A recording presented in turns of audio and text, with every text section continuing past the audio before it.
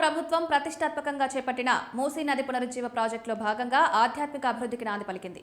గండిపేట సమీపంలోని మంచిరేవుల ప్రాంతంలో సుమారు 8 ఎకరాల విస్తీర్ణంలో 700 కోట్ల వ్యయంతో మచిలేశ్వర స్వామి ఆలయం, ఓంకారేశ్వర ఆలయాల నిర్మాణానికి సీఎం రేవంత్ రెడ్డి శంకుస్థాపన చేశారు.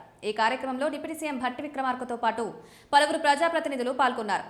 శృంగేరి శారదాపీఠం మార్గదర్శకత్వంలో ఆలయాల రూపకల్పనను ఖరారు చేసి నిర్మాణం చేపట్టనున్నారు.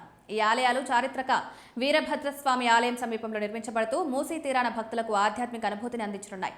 శంకుస్థాపన సందర్భంగా సీఎం మాట్లాడుతూ ఇది సాధారణ అభివృద్ధి కార్యక్రమం కాదని చారిత్రాత్మకమైన సందర్భంగా పేర్కొన్నారు. దైవ సంకల్పంతోనే ఈ కార్యక్రమం జరుగుతోందన్నారు. ఈ ప్రాంతానికి సుమారు 1400 సంవత్సరాల చరిత్ర ఉందని, ఆ వారసత్వాన్ని భవిష్యత్ తరాలకు అందించాలనే లక్ష్యంతో ప్రభుత్వం పనిచేస్తోందన్నారు.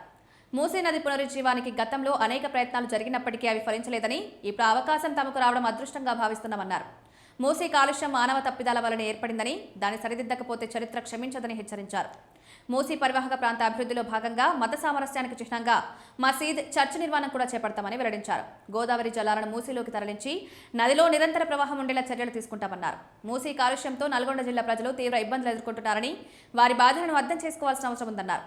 రాజకీయ ప్రయోజనాల కోసం ప్రాజెక్టును అడ్డుకోవడం సరికాదని, ప్రజల సహకారంతో మూసీ ప్రక్షాళనను విజయవంతం చేస్తామని స్పష్టం చేశారు.